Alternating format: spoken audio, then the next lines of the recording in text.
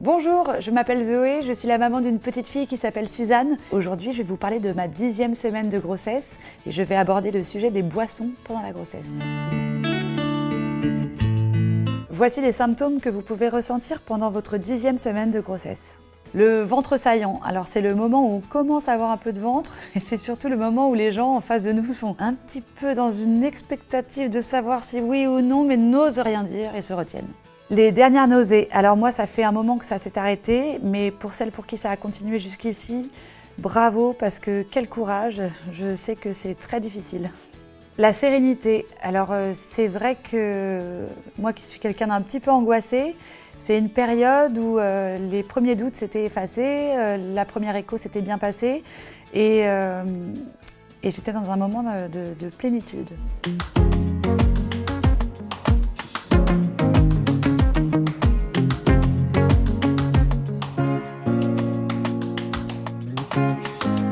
Alors, le sujet des boissons pendant la grossesse, c'est vrai qu'on entend tout et son contraire. Qu'est-ce qu'on peut boire, qu'est-ce qu'on ne peut pas boire? Alors moi, j'étais une accro du thé et du café. Pour le café, je me suis limitée du coup à un café par jour. Je prenais un allongé, je le faisais durer aussi longtemps que je pouvais. Et puis après, c'était fini. Alors pour le thé, moi je suis une grande buveuse de thé. Je peux boire des litres et des litres et des théières entières pendant toute la journée.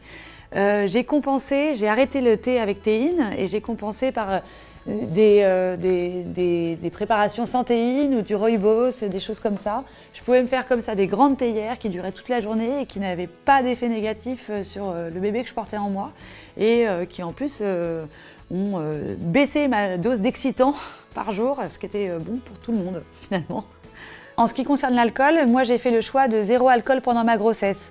Alors bon, c'est vrai que comme j'ai fait un bébé pendant l'été, que j'étais très enceinte, j'ai été confrontée quand même à ces apéros en terrasse qui n'en finissent pas, tout ça, et j'étais quand même très contente de trouver ces trucs qui existent, qui sont la bière sans alcool, le champagne sans alcool, le Virgin Mojito qui permet de ne pas se couper complètement avec un grand verre d'eau à tous ces trucs sociaux et quand même très agréables des apéros avec les copains, quoi. D'une, c'était socialement agréable et de deux, c'est quand même bien pour le bébé et pour moi de ne pas avoir bu d'alcool parce que comme ça j'ai eu un teint de pêche pendant toute ma grossesse.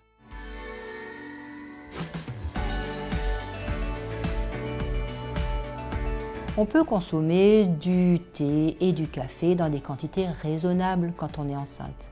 Alors qu'est-ce que c'est raisonnable? Raisonnable, je dirais 2 tasses par jour si ça vous fait du bien et que vous avez l'habitude de le faire. Et puis faites confiance un petit peu à votre bon sens pour l'alimentation. Il faut bien sûr ne pas manger pour deux, ça vous le savez.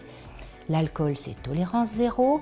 Quant au sucre rapide, c'est-à-dire tout ce qui a goût sucré, il faut vraiment les modérer parce que c'est ça qui risque de nous faire des bébés trop gros.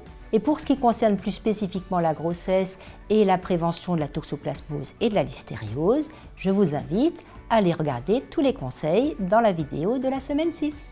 Eh bien, je vous ai raconté ma 10e semaine de grossesse. De votre côté, n'hésitez pas à commenter, à partager, à raconter des anecdotes sur vous, comment vous avez vécu ces mois sans alcool, cette restriction dans le café, dans le thé. C'est toujours agréable d'avoir l'expérience des autres et de ne pas se sentir toute seule dans son vécu. Pour ma part, je vous retrouve très vite pour vous raconter ma 11e semaine de grossesse. À bientôt.